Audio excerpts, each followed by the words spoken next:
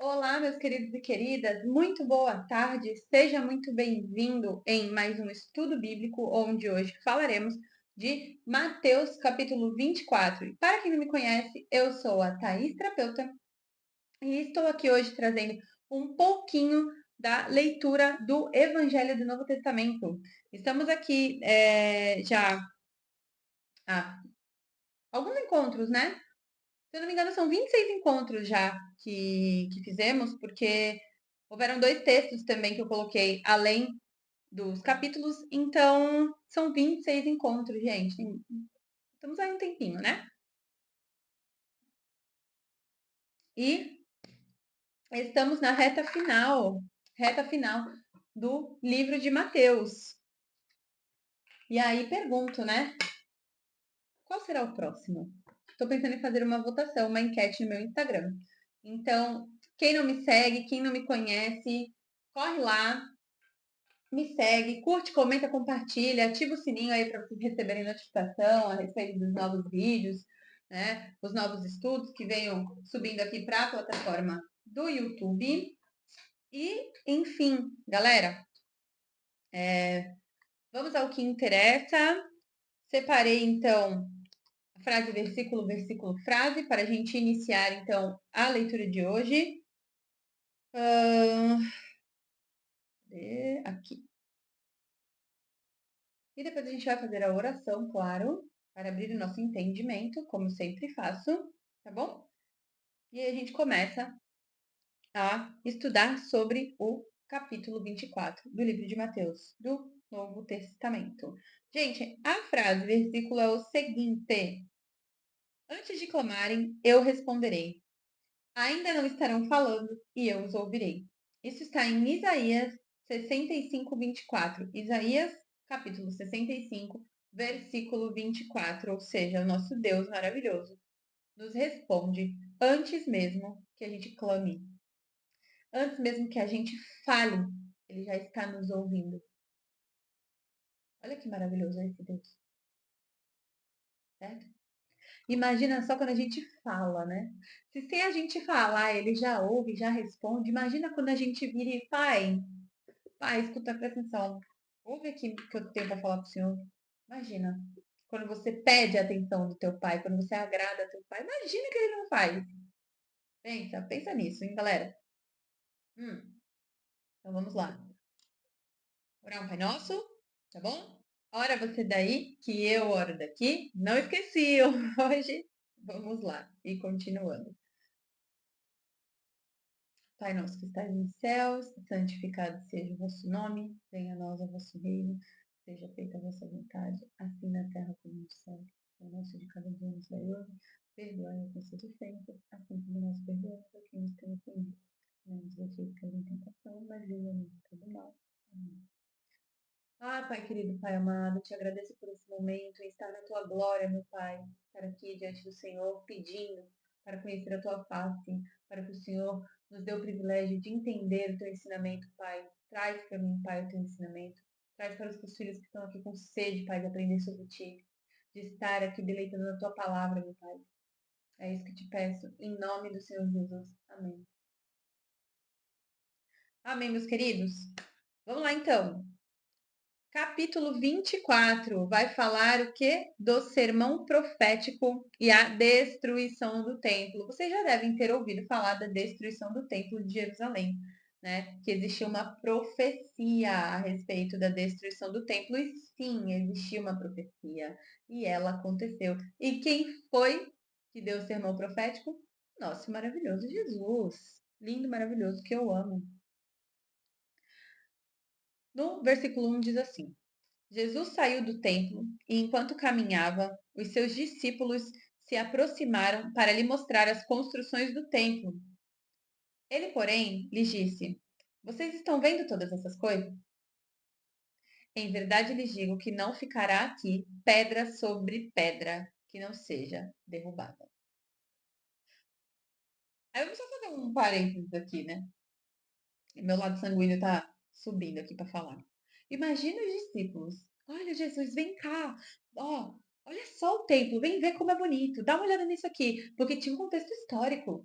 desse templo. Ele foi destruído, depois ele foi refeito, quando os judeus foram feitos escravos, né? Foram exilados para a Babilônia. Aí depois o rei Ciro liberou, deixou eles voltarem a reconstruir o templo, financiou, e eles pagavam impostos para poder, né, refazer o templo. Alguns judeus, né, fizeram movimento contra, que não iam deixar com que fizessem mal para o templo, isso, aquilo, outro, e no fim das contas, né, foram vencidos, mas depois conseguiram refazer. Então, toda uma história de guerras e contendas a respeito do templo, e no fim das contas o templo estava lá, né? Ele estava firme, estava ali, tipo, cara, olha, nossos antepassados sofreram para manter esse templo aqui até hoje. Então vem cá ver, Jesus, vem ver que top é o nosso templo, né? E aí Jesus vira para eles e fala o quê? Em verdade lhes digo que não ficará aqui pedra sobre pedra, para que não seja derrubada. Este templo será destruído. Aproveita enquanto está aqui. É mais ou menos isso que rolou. Imagina os discípulos. A cara dos discípulos. Imagina, né? Os discípulos aqui aí. Pensa, só pensa. E, gente, de fato, essa profecia aconteceu. E eu anotei aqui para vocês, porque, claro, já estudei hoje, né? Estou ficando muito estudiosa. E eu já li sobre isso. Eu tive, né, aula da história de Israel no meu curso de teologia. E eu fui lá reler a matéria, porque eu lembro, fresco na minha memória, que quando foi, né, que aconteceu. Mas eu fui consultar para trazer, né, a base teológica certa e a base histórica certa para vocês. Então, em 70 depois de Cristo, 70 depois de Cristo, o templo ele foi destruído. De fato, o que aconteceu ali, gente? Ele pegou fogo durante uma invasão de Roma, que foi quem liderava essa invasão na época era o Tito.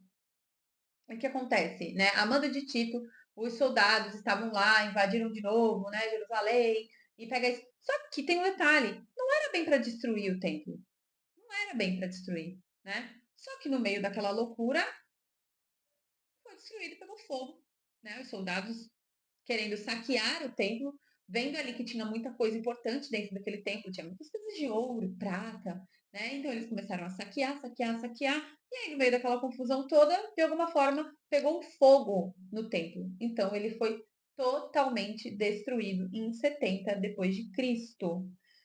Naquela época, aonde, né, Roma dominou novamente Jerusalém, os judeus eles foram vendidos como escravos. E as terras que ali, né, foram dominadas foram divididas entre romanos. Então, ó, você vai ficar com essa terra, você vai ficar com aquela, você vai ficar com aquela. E os judeus, muitos que morreram, né? Muitos morreram, e os que não morreram foram vendidos como escravos. Não sei dizer quantos conseguiram fugir, mas foi todo esse caos aí. Bem, bem cenário de guerra, tá bom, galera? Então, a profecia se cumpriu 70 anos depois do dia em que Jesus falou. 70 anos depois não, né? Porque depois de Cristo, gente, a minha matemática aqui falhando, tá? Mas depois de Cristo é a partir do nascimento dele, né? E nessa época aqui ele já tinha 33 anos, né? Então, não foram 70 anos depois de Cristo no sentido de quando ele falou da profecia, né? Foi em 70 depois de Cristo, a partir da data que ele nasceu. Entenderam? Ou não? Mas é isso, vocês entenderam, tá bom? Ele aqui. Gente, eu tive um probleminha, eu gravei todo o devocional pra vocês de Mateus 24 e não vi que o meu microfone parou de funcionar. Então, eu vou ter que regravar a partir, né, da parte do sermão da destruição do templo, que foi a única que se salvou, que foi preservado o áudio. Então, vocês vão perceber uma diferença no áudio, porque eu estou falando sem o microfone, porque eu não vou arriscar perder novamente, né? Eu tinha feito ótimos comentários, né, coisas que eu senti de falar, que não tem script nem manual, né, que vem no feeling e isso se perdeu, mas espero em Deus e vou dar o meu melhor para que nessa leitura que eu vou repetir, eu consiga abordar todos os assuntos que eu abordei, né, que Deus me traga o que tiver que trazer para ser falado para vocês, tá bom? Então vocês vão perceber uma diferença no áudio, é por causa disso. E quando eu tava regravando, já tava tipo no minuto 5, falou do armazenamento e parou a gravação no meu celular, eu tive que parar, né, cancelar, pagar várias outras coisas. Eu não gosto de ficar fazendo vários cortes, eu gosto de, né, seguir num vídeo só, porque eu acredito na naturalidade que um vídeo, né, inteiro propõe. Às vezes eu preciso fazer alguns cortes, mas eu faço o mínimo possível.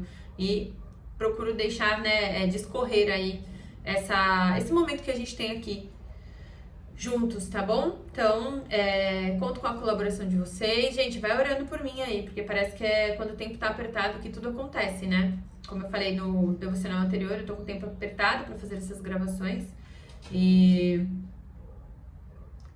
parece que tudo acontece, né, pra atrapalhar um pouquinho, mas isso não vai me parar.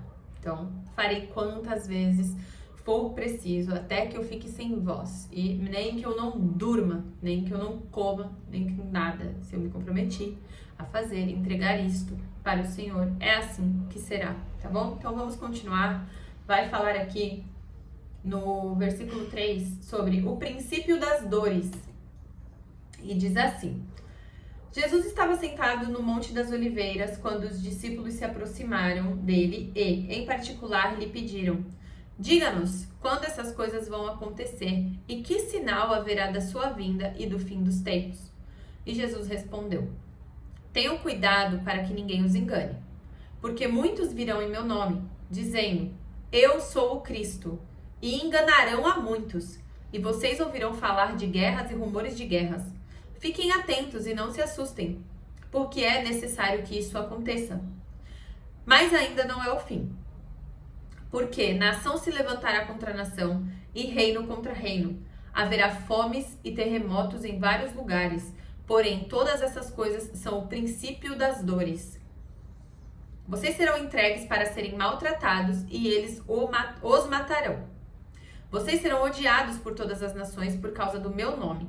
Nesse tempo, muitos hão de se escandalizar, trair e odiar uns aos outros.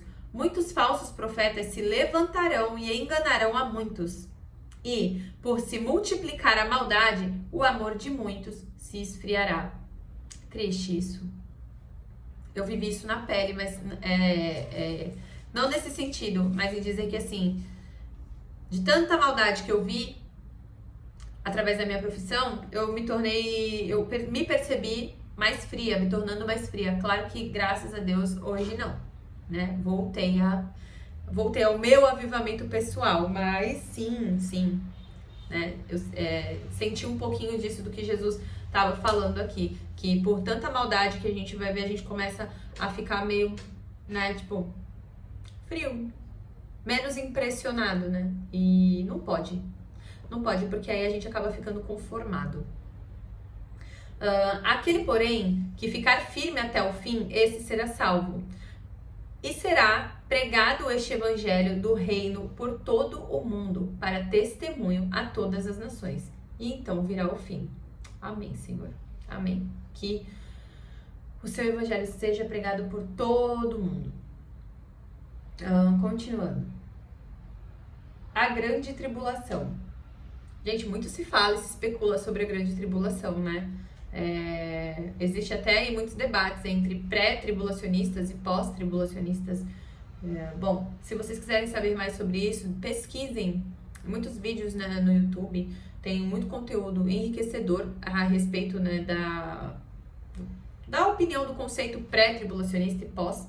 Os dois estão embasados em contexto bíblico. Thaís, por que contexto bíblico? Porque eles pegam uma passagem da Bíblia e fazem a interpretação do contexto do que está escrito ali. E cabe entendimento para pré-tribulacionista e para pós-tribulacionista. Muito depende da lente que você usa na hora da leitura a esse respeito. E aqui eu vou trazer um detalhe para vocês perceberem, tá? Uma coisa que é importante falar para vocês. Eu, Thaís, minha opinião pessoal, em base das coisas que eu vejo, que eu leio, que eu estudo, sou pré-tribulacionista. Eu ainda acho que isso vai acontecer. Acho que nós ainda estamos vivendo antes da tribulação. Porém, não estou aqui para falar de conceito, para dizer qual conceito é certo, qual conceito é errado. Não estou aqui para influenciar ninguém. Eu estou aqui para falar da palavra do Senhor. Isso me torna o quê? Protestante. Eu estou aqui para falar somente do que está escrito na Bíblia. Por isso que um protestante, ele não toma como verdade os dogmas religiosos, nem as tradições religiosas. As tradições religiosas e os dogmas religiosos não estão acima da palavra que está escrito na Bíblia para os protestantes. Então, eu sou protestante. Para mim, este daqui é o caminho, a verdade e a vida. Certo? A palavra do Senhor, que me diz que Jesus é o caminho, a verdade e a vida. E não tem nada acima disso para mim. Então, isso é importante dizer, que esta é quem eu sou e esta é a minha opinião e a minha decisão sobre isso.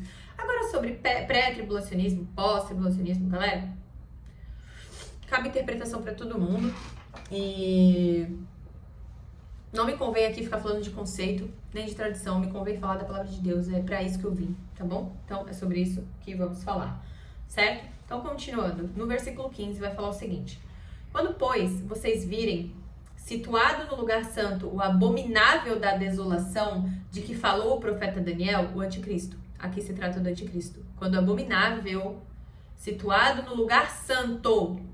Quando vocês virem, aí entre parênteses está escrito, né? Quem lê, entenda.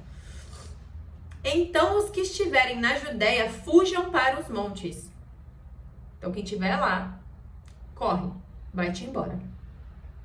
Quem estiver no terraço, não desça para tirar de casa alguma coisa.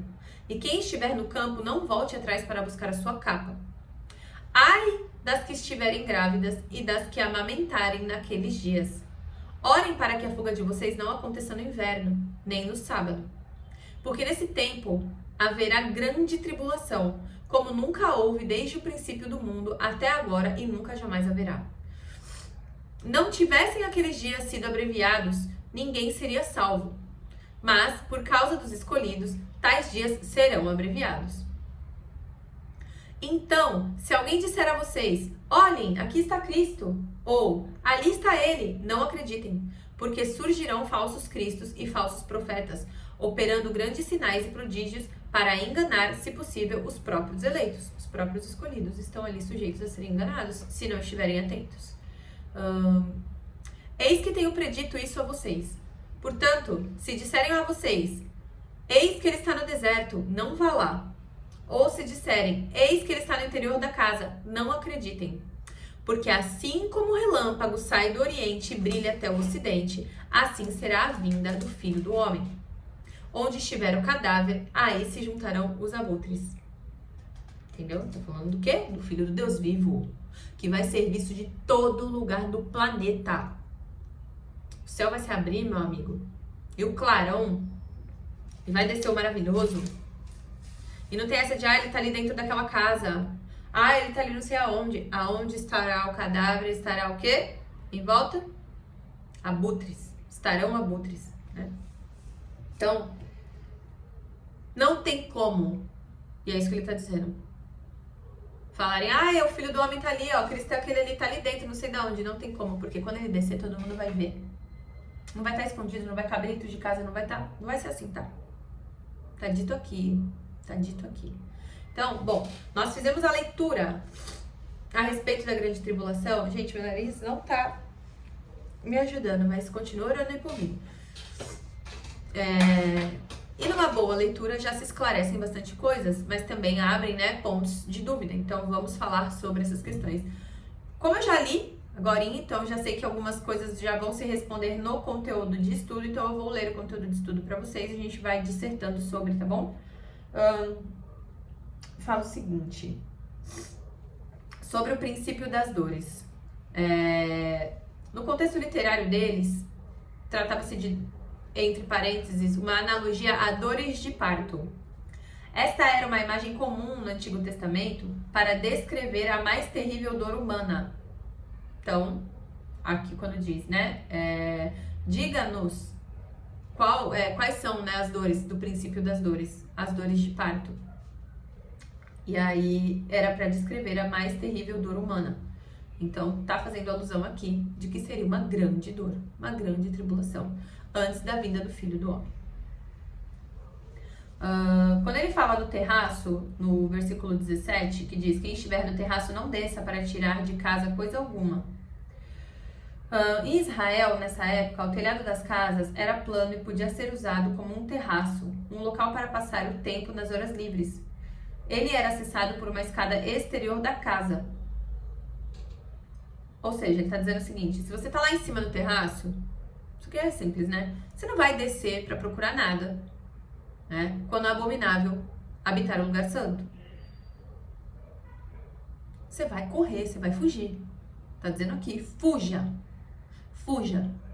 Então você vai fugir, você não vai olhar para trás. De onde você estiver, você vai embora. E aí no versículo 18 fala sobre a capa, que é não voltar atrás para buscar a sua capa. E aí ele explica o porquê que ele usou esse exemplo ali para os discípulos dele. Lembra, gente, que é uma conversa com pessoas que vivem uma vida diferente da nossa? Então que ele precisava usar exemplos que funcionariam para aquelas pessoas? Então ele está dando esses exemplos, porque era o que acontecia naquela época, entendeu? Era o cenário de vida daquelas pessoas, tá? Então, em geral, as pessoas começavam a trabalhar quase ao amanhecer, quando a manhã ainda estava fresca. À medida que a temperatura aumentava, elas tiravam suas capas e as deixavam à beira dos campos. No caso dos pobres, à noite, esta veste também servia como cobertor. A capa também era indispensável nas viagens. Então, o que ele está dizendo aqui? As pessoas tinham muita preocupação com a capa. Às vezes era a única que elas tinham. Então, Jesus está falando, não é para vocês voltarem nem para buscar a capa. Tipo assim, nem a roupa. É para ir com a roupa do corpo. Não vai buscar RG. É para ir embora. Foge. Foge que a parada vai ficar séria. É tipo isso.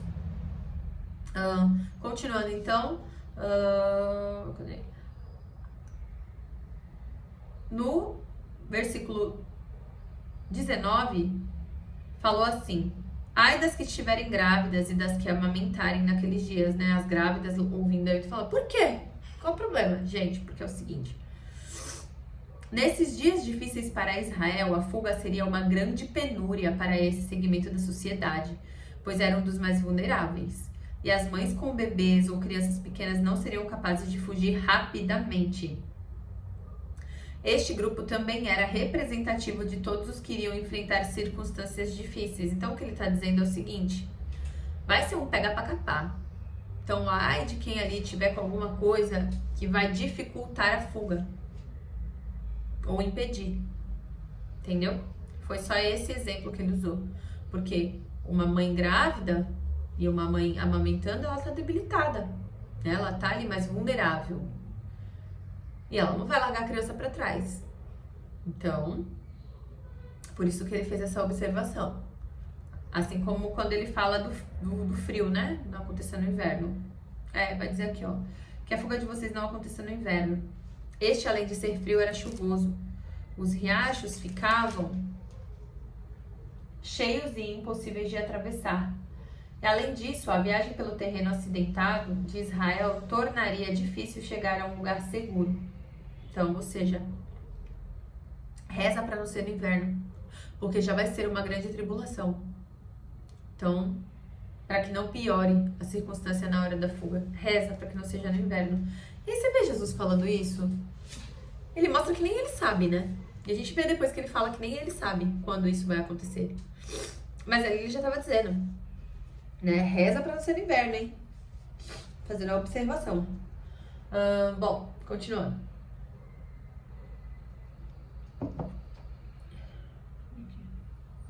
A vinda do Filho do Homem. Logo em seguida à tribulação daqueles dias, o sol escurecerá, a lua não dará sua claridade, as estrelas cairão do firmamento e os poderes dos céus serão abalados. Então aparecerá no céu o sinal do Filho do Homem.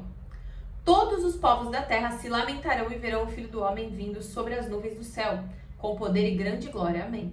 E ele enviará os seus anjos com grande som de trombeta, os quais reunirão os seus escolhidos dos quatro ventos, de uma a outra extremidade dos céus. Amém, Senhor. Graças a Deus por isso. Gente, deixa eu fazer uma observação aqui antes da gente continuar. É o seguinte, prestem atenção que às vezes uma pequena interpretação de texto muda totalmente o sentido do que está sendo falado.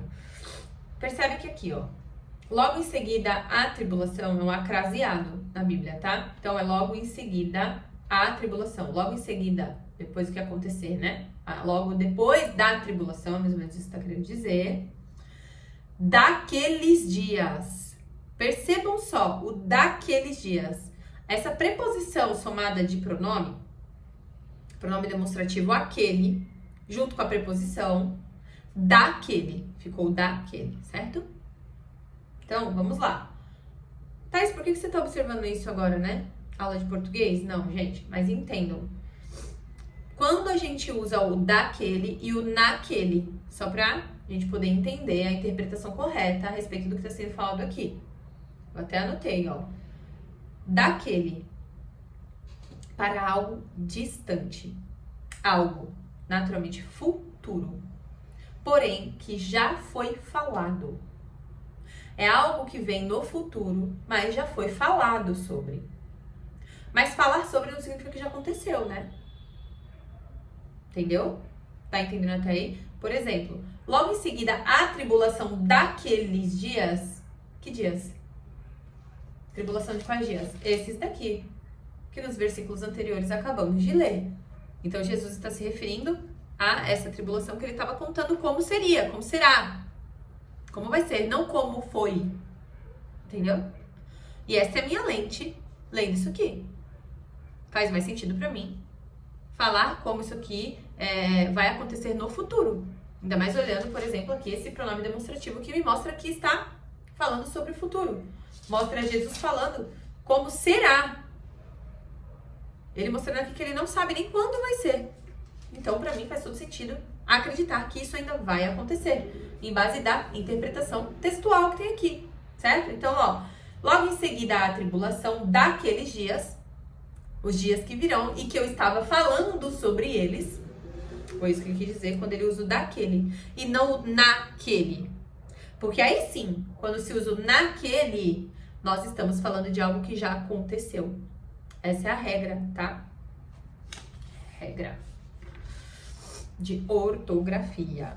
Bom, isso que eu queria observar para vocês. E o que mais? Estrelas caíram do firmamento. Deixa eu ver se tem alguma coisa dizendo sobre as estrelas, sobre as observações do céu. Não tem, gente. Mas ficou bem claro, né? Então, olha só. Então, aparecerá no céu o sinal do Filho do Homem.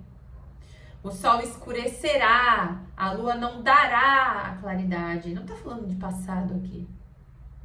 Então, eu creio que isso ainda acontecerá, tá bom? Continuando, vai falar da parábola da figueira. No versículo 32, diz assim: aprendam a parábola da figueira. Quando já os seus ramos se renovam e as folhas brotam, vocês sabem que o verão está próximo. Assim também vocês, quando virem todas estas coisas, olha aí, saibam que está próximo às portas. Saiba que está próximo às portas. Então, batendo a porta. Em verdade, lhes digo que não passará esta geração sem que tudo isso aconteça. Passará o céu e a terra, porém as minhas palavras não passarão. Aí pode vir na tua cabeça aquela dúvida, mas de qual geração ele está falando? Ele sabe qual geração ele está falando. Você pode usar o contexto que, poxa, mas ele estava falando para os discípulos, então ele estava falando da geração dos discípulos. Mas e aí? O tempo de Cronos e Kairos é o mesmo? O tempo de Deus e o tempo do homem é o mesmo? Já falamos aqui que não, já contei pra vocês, né? Que não é. Então, de qual geração ele tá falando? A geração dessa nação? Ou a geração Z, que é a nossa, quando a gente tá lendo aqui? Entende? Aí vai ter uma advertência logo em seguida que fala sobre não cabe a nós querer saber quando, em qual geração, em que tempo. Tá dizendo aqui. Tá dizendo aqui. Reserve-se em prestar atenção no que é a tua parte, que é vigiar, porque logo ele vem. O que você está fazendo sobre isso? Então, passará o céu e a terra, porém as minhas palavras não passarão, ou seja, isto vai acontecer, as palavras dele não passarão. Presta atenção agora aqui, ó. Exortação à vigilância, vigiar.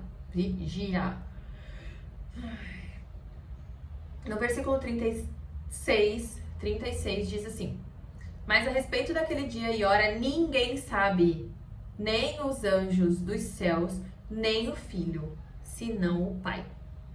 Ninguém sabe, galera. Nem o Filho, senão o Pai. Então Jesus está dizendo ali: nem eu sei, só quem sabe é meu Pai, a hora que eu voltarei. Pois assim como foi nos dias de Noé, assim será também a vinda do Filho do Homem.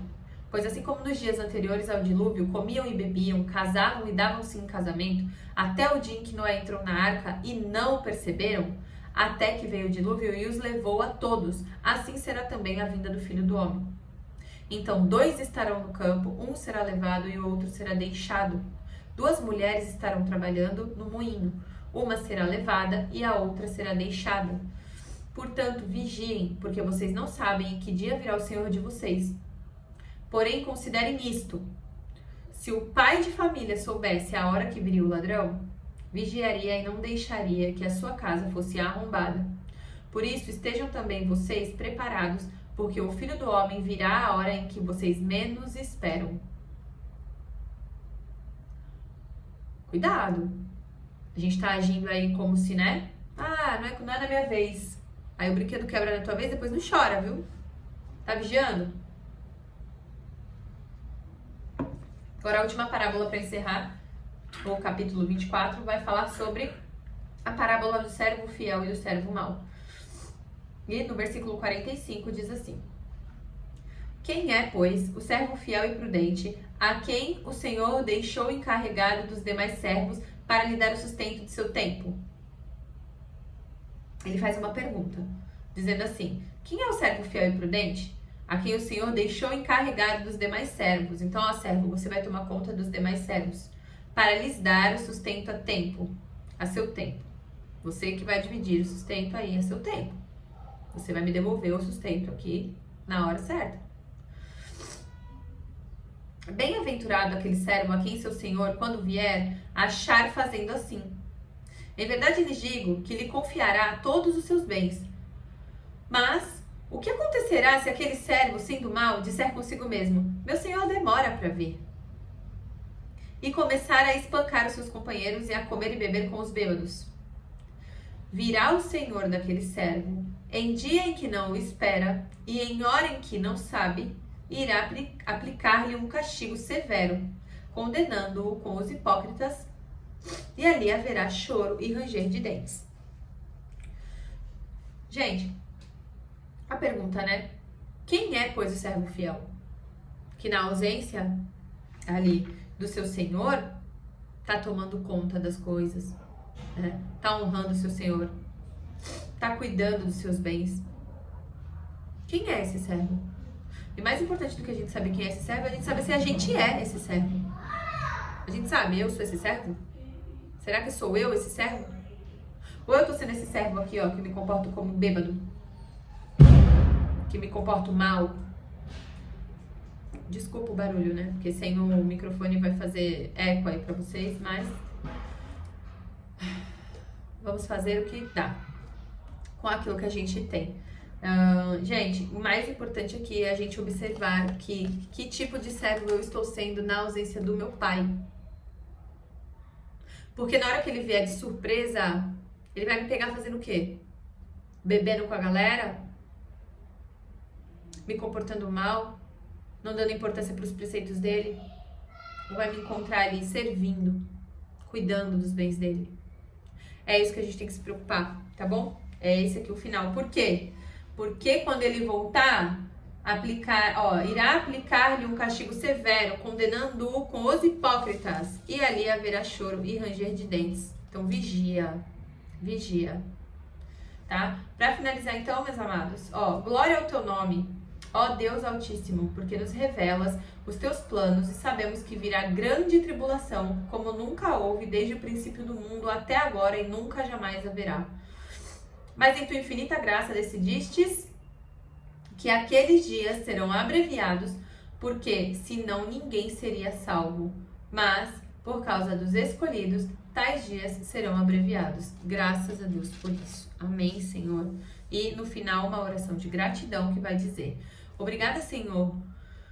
Obrigada, Senhor nosso, porque nos tem feito saber o que vai se passar no futuro, em que muitos hão de se escandalizar, trair e odiar uns aos outros. Muitos falsos profetas se levantarão e enganarão a muitos. E, por se multiplicar a maldade, o amor de muitos se esfriará. Aquele, porém, que ficar firme até o fim, este será salvo. Amém. Amém. Vamos nos fortalecer na graça do Senhor para que a gente continue firme até o fim. Com a força do nosso braço a gente não consegue. É pela graça. Então busque a graça do teu Pai para que você se mantenha firme até o fim e seja salvo. Amém? Galera, fiquem com Deus. Um grande beijo e até o próximo devocional, onde falaremos de Mateus, capítulo 25. Estamos na reta final, hein? Estamos na reta final. Capítulo 28 é o último. Então, é isso, meus amores. Um grande beijo. Tchau!